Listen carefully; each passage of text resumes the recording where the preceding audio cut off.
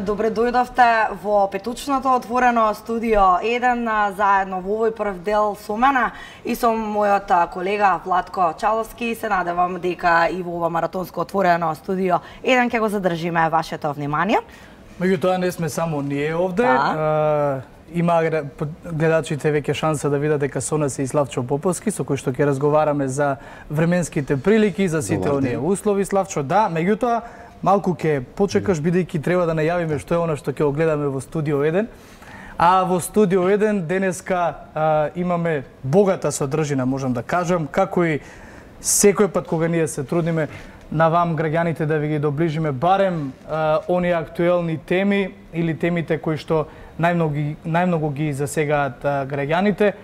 Па така, откако ќе разговараме со Славчо Поповски, потоа ќе ги издвоиме оние гостувања во текот на вчерашниот ден, вчерашното студио 1, работи кои што можеби сте ги заборавили или пак не сте имале прилика да ги погледнете. Ќе напоменам, тоа се само делчиња, односно едни поенти од гостувањата, меѓутоа сите видеа, односно целосните разговори можете секогаш да ги погледнете на 1tv.mk или на YouTube каналот на 1tv. Потоа ќе се вратиме во студиото после вестите, ќе се вратиме во студиото и ќе разговараме со нашиот колега Дејан Андоновиќ околу светските теми. Овде ќе ги отвориме секако и телефонските линии, на кои што вие ќе имате шанса да кажете ваше мислење за одредена тема. Во студиото се враќаме некаде околу 16:45.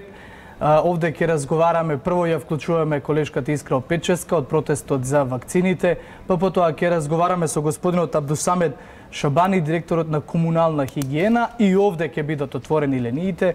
Овде ќе можете да го кажете вашето мислење за тоа каква е пред се свеста кај нас граѓаните. Следува забавниот дел, секако со ексклузивците, со возење со Вучиќ, потоа Сергеј Варошлија и модната полиција, за потоа во студиото Борјан Јовановски, колегата Борјан Јовановски, ќе проследите негов разговор со градоначалникот на град Скопје Петре Шилегов. Во дневникот гостинка министерката за одбрана Радмила Шекеринска, а од градскиот плоштад на линк го вклучуваме Сашо Ордановски, кој што пак ќе разговара со претседателот на ВМРО ДПМН Христијан Мицкоски. Околу 21 часот следува авторската емисија Спорт 1 на колегата Слаген Ивковиќ. И в студиото продолжува околу 22 часот, секако дека измеѓу во сите овие термини ќе можете да ги погледнете сите информативни изданија, односно вестите на 1tv. Накратко, така би се одвивал денот, а сега ќе Јана еве ќе биде таа која што за почеток ќе разговара со Славчо. Да, Славчо, добар ден и од мене. И ајде она што претпоставувам со нетрпение го очекуваат граѓаните и нешто што секако ги тангира сите, времето. Ладно е, Славчо, сув студ. Имавме и сибирски така. И во западниот дел на Македонија има поголем снежен нанос, може да се каже, односно во јужната, а денес и во југоисточните предели, значи Гевгелија, Струмица. Само во Скопје остана, значи претежно суво. Да, иако пред 2 дена чином имаше малку провејување на снежни врнежи. И како ќе биде понатаму? Ајде. Значи до крај на денов продолжуваат врнежите, претежно во јужните и во југоисточните предели, каде снежната покривка и понатаму ќе се зголемува. Веќе до утре наутро насекаде врнежите ќе престанат и ќе има делумно разведрување на времето, но ќе имаме многу ниски температури на воздухот. Да. Исто така овие многу ниски температури ќе се задржат и за големиот христијански празник Божик, кога ќе биде многу студено, па така наутро температурите ќе се спуштат и до околу -15, па и под -15 степени.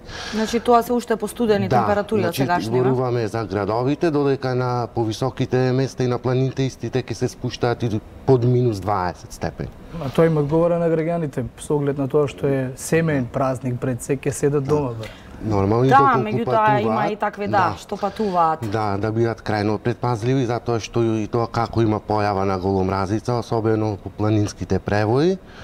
и да бидат крајно предпазливи. И мора добро е да се напомене дека до крајот на денов, особено соседна Грција, ќе биде погодена од интензивни снежни врнежи. Каде да, ајде повеќе околу тоа, ти ги следиш случувањата, она што и утрово се разбудивме како информација дека и Балканот па и регионот го зафати студен, брани тоа како па еве ја спомена Грција, меѓутоа претпоставувам дел од граѓаните можеби и во некои од соседните земји ќе патуваат, па какви се твоите информации? Каде ќе биде најлабно? Значи за разлика од соседна Грција, во другите места, значи од Балканов имаме нешто послаби врнежи. Затоа ќе напоменеме дека доколку патуваат во соседна Грција, овој викенд да бидат крајно предпазливи, затоа што очекуваме значителна снежна покривка во оваа држава. Кои се прогнозите? Спомена дека до најголемите празници, односно Бадник и Божик, ќе се задржат сепак многу ниски температури. За Божик ќе биде најстудено, некаде вториот ден од Божик, кога минималните температури ќе се спуштаат од -17 до -8. Дали може би после тоа малку ќе се стоплиме, не очекуваме некоја? Очекуваме некое незначително затоплување, но и нови врнежи, претежно од снег за сега. Но за ова понатаму ќе разговараме. Да, како вика Славчо, не може да се предвиде целиот месец. Може само неколку 2-3 дена, така? Ама тоа е прецизна прогноза. Да. Во ред, дали имаш уште нешто, Славчо, дополнително да ги информираме граѓаните? Тоа е за сега се, значи да внимаваат доколку патуваат и тоа е тоа за сега. И да ги следат редовно прогнозите на 1tv.mk. И како и на програмата, така? Да. Добро, да, почитувани, тоа беше разговорот со нашиот Славчо Поповски, те детално ве информираше што се ве очекува во денеска, па и во следните денови во однос на временската состојба. Ние тука правиме кратка пауза, па повторно се враќаме со отвореното студио 1.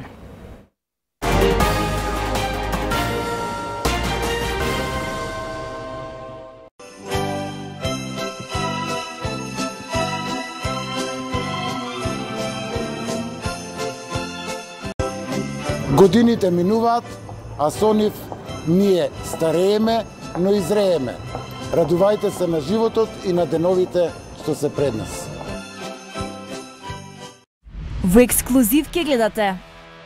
Влеговме во домот на познатата пејачка Ребека. Таа е навистина богата. Директно од Лапонија, Дедо Мраз ни испрати секси баба Мразица да позира пред камерата на ексклузив. Најбараниот пејач во Македонија, Ѓоко Јович, гостин во студио. Гледајте ексклузив денеска во 18:15 часот на 1tv.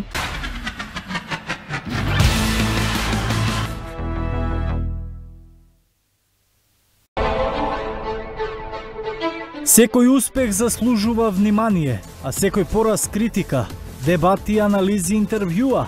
Сите најважни спортски случувања како од домашната, така и од меѓународната спортска сцена. Што остави длабок печат, а што допрва не очекува. За најверната публика и недобрите типувачи следуваат награди. Спорт 1, вашиот број 1 спортски информатор само на 1tv. Секој петок 21 часот.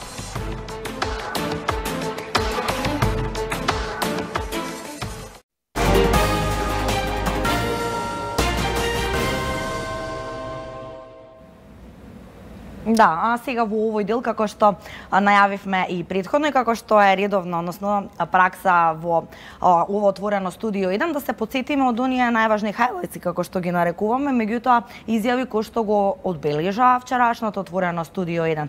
Па така, она е една најважна актуелна тема деновиве околу вакцинацијата и сите тие перипетии кои што во јавноста е тоа како има поделени мислења. Апропо таа тема, гостин вчера во отвореното студио 1 кај колегата Александар Чомовски беше министерот за здравство Венко Филипче заедно со националниот координатор за имунизација Александра Гроздановска. Дадоа одговори на многу прашања, беа отворени и линиите директно од граѓаните. Главното, она што го апелираат е да граѓаните секако да си ги вакцинираат своите деца, дека безбедни се вакцините и како што истакна Филипче, дека фактички цела ова епидемија која што се случи со морбилите е резултат можеби во голем дел на оние кампањи, како што ги нарече, антивакцинални од последните години. Во продолжение го слушаме овој истечок од разговорот.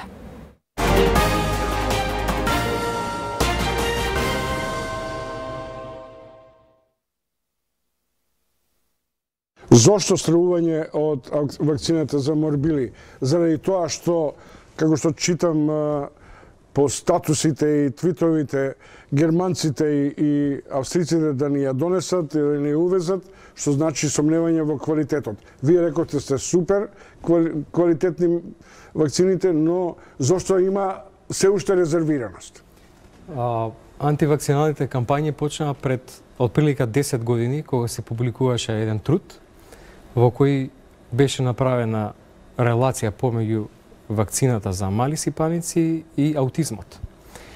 После тоа се направија многу испитувања, анализи како се дошло до тие наводи во трудот и испадна дека се тоа лажни наводи.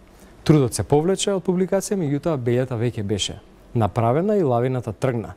Врз основа на тие информации презентирани таму, почнаа силните антивакцинални кампањи кои што пред се темелат на тоа што оваа вакцина се поврзува со болест аутизам.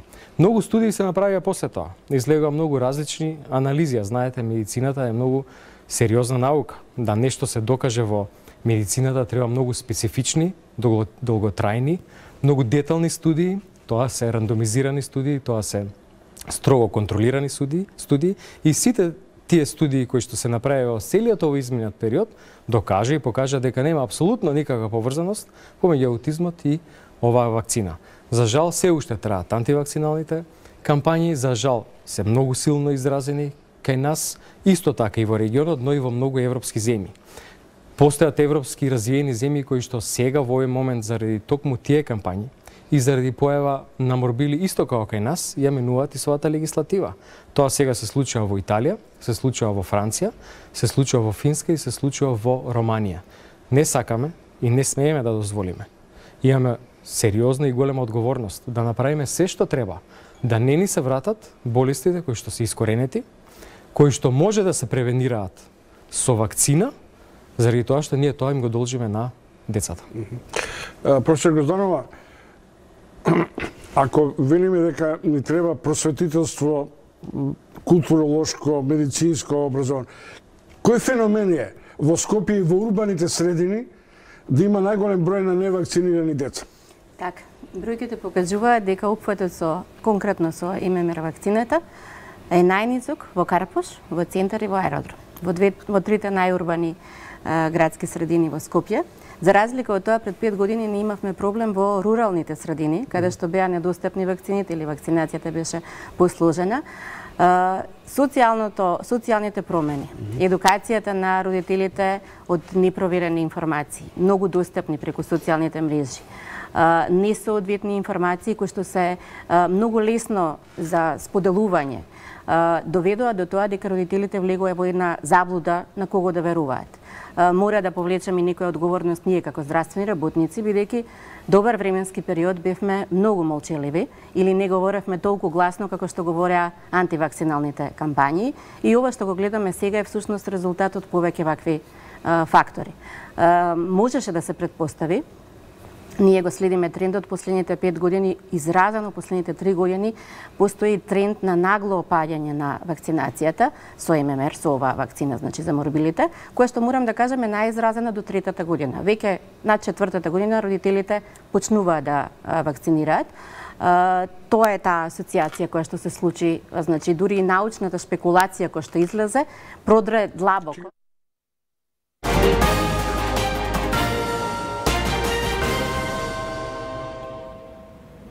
Уште една актуелна тема, барем при крајот на 2018 година, беа оние разврски во законодавниот дом и носењето на законот за амнестија, како и сите оние судски случаи кои што на некој начин и се поврзани со законодавниот дом, барем во шпекулациите кога се работи при реакциите на јавноста. На таа тема, колегата Сашо Ордановски разговараше со министерот за внатрешни работи Оливер Спасовски и сите оние прашања кои што се поврзани што носи законот за амнестија, Оливер Спасовски пак вели дека тоа е еден начин, дел од сите работи кои што би требало да се направат со цел Македонија да заврши во НАТО и во ЕУ, меѓутоа конкретно одговорот на Спасовски во следното парче. Минатата година некако ни се набија во последните 2 месеци разни непријатни настани кои што почнаа со бегството на господинот Груевски, потоа следуваше законот за амнестија, па следуваше интервенцијата во кривичниот закон со кој што се практично невозможи гонење на редица други политичари за кои што имаше основани сомневања. Сега се пушти и од притвор луѓе кои што беа претходно ставени по однос на одредени сомневања за крупни економски криминали. Ја чувствувате ли, го чувствувате ли незадоволството во јавноста за тоа што луѓето мислат дека правната држава се распаѓа и се повлекува пред налетот и притисокот на политичката држава? Повторно се враќаме во време на пазарења. Како е вашиот коментар на сето ова? Видите, 2018 година беше многу година на предизвици, на сериозни предизвици кои што стоја пред нас, пред се за да направиме нешто добро за Република Македонија. Се превзема многу чекори кои што не беа популарни, многу работи кои што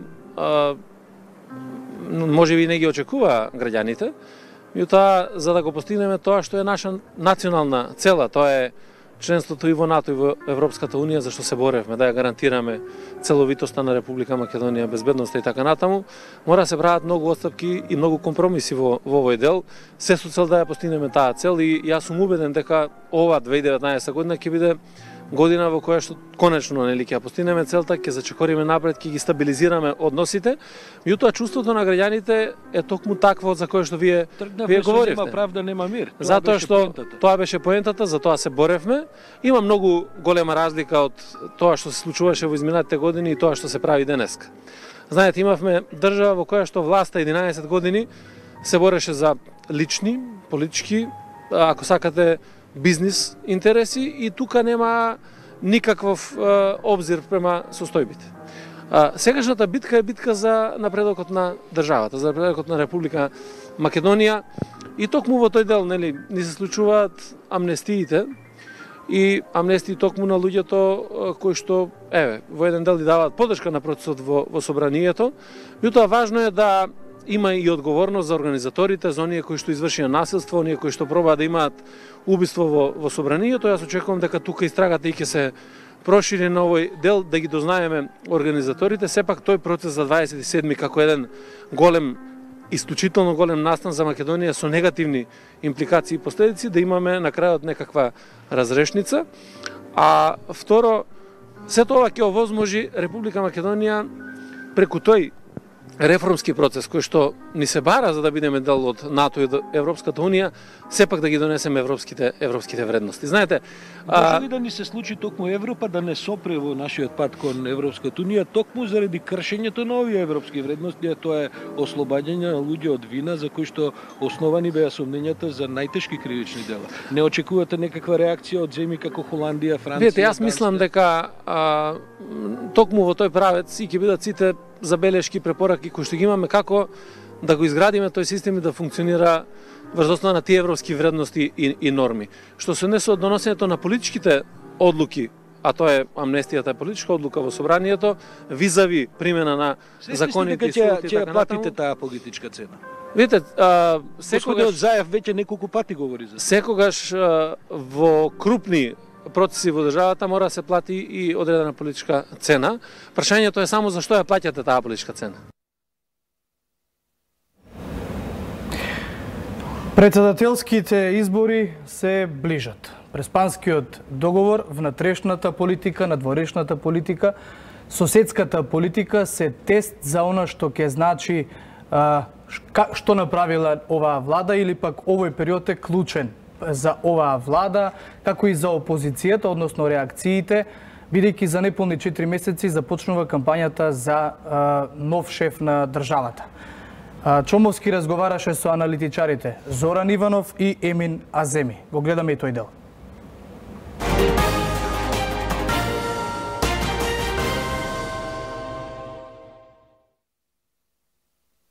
Кај можам да сгрешам у проценките дека е ова најголемиот испит за Зоран Заев за неговата политичка кариера или како самиот помалку самурајски вели спремен сум на сите жртви.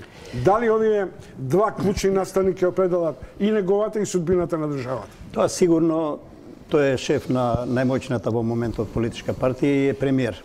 И е најмоćната политичка фигура бидејќи во своите раце ги држи сите конци околу менаџирање на цела оваа ситуација. Но јас сепак толку сме ние преокупирани со дневни настани, со иницијативи за помирувања, со борба за парламентарно мнозинство, со менување закони во смисла на амнестија и така натаму. Мислам дека целата работа е веќе завршена, целиот тој пакет е заокружен. Од тој аспект мислам дека нема потреба за никаква скепса што ти сега ја спомна. Кај да е, денеска дури и премиерот најави дека нема да чека како што Столтенберг рече нели во наредните месеци, туку веќе февруар треба се да биде чисто. Јас исто мислам дека ако малку се качиме на повисоко на трибините, да го гледаме над преварот од една поптичја перспектива, не од првиот ред, како што сме навикнати, свртувајќи го вниманието на дневните настани, па додека гледаме дали ќе има шанса за гол, некој повредил некој противнички играч на другата страна од теренот. Мислам дека Брисел и Вашингтон ја изменаџираја со помош на нашата политика, со помош на македонската волја, со помош на мнозинството граѓани, ако сакате со помош и на условно неуспешниот референдум. Прашањето е сега, мислам повеќе од историски аспект, колкаво ќе биде парламентарното мнозинство. Треба да бидеме докрај отворени, особено од опозицијата од ВМРО ДПМН, да им соопштат на своите симпатизери и на своето членство дека ова е приказна околу влезот на Македонија во НАТО е завршена, а тоа подразбира Преспанскиот договор прифаќање и на уставните амандмани. Тоа значи, јас очекувам пратениците од ВМРО ДПМН во овој период, во овој јануари и некаде таму, нели, до овие уште недела две, да може би нема да излезат со јасен став, но ќе бидам преоптимист, може би ако кажам, барем 100 гласови ќе има за уставните промени и дека од оваа година со влезот на и со ратификација на грчкиот парламент, оваа држава ќе се вика Република Северна Македонија и после тоа ништо нема да се случи, никога глава нема да боли, Македонија ќе се интегрира во НАТО и ќе добие нели почеток на преговори. Ништо натаму лошо нема да се случи и мислам дека не овие 8 пратеници пребегани како што ти ги нарекуваат, дел од нив ќе прифатат, можеби ќе ги вратат у партијата. Јас тврдам дека тие можеби политички нема да фигурираат во ова раководство на ВМРО, но факт е дека и председателот на таа партија ниту еднаш последиве неколку недели од пред Нова година наваму не го критикуваше толку силно и остро Преспанскиот договор, не употребуваше некои атрибути дека тоа е предавство и така натаму. Напротив, се фаќаше за повеќе за социјалните теми, за тендери, за криминали и така натаму, што очекувам огромно во однос на скептиците, огромно парламентарно мнозинство, јас сум сигурен ќе биде над 90.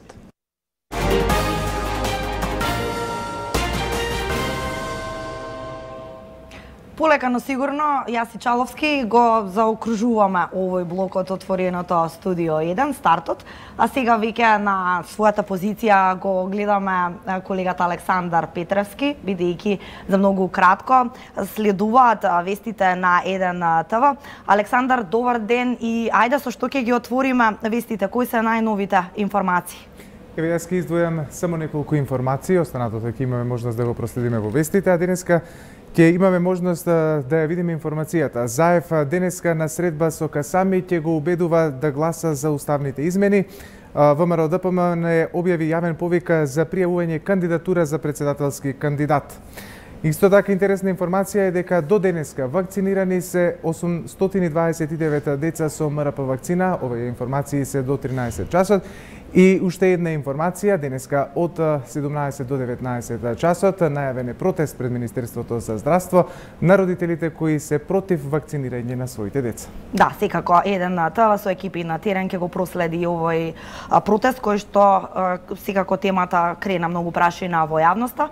И така, јас и Чаловски ве поздравуваме во овој дел, со нас се гледате повторно нешто по 15 часот. Слушнавте за што се ќе може да се информирате, така што ве оставаме во рацете на Александар Петревски.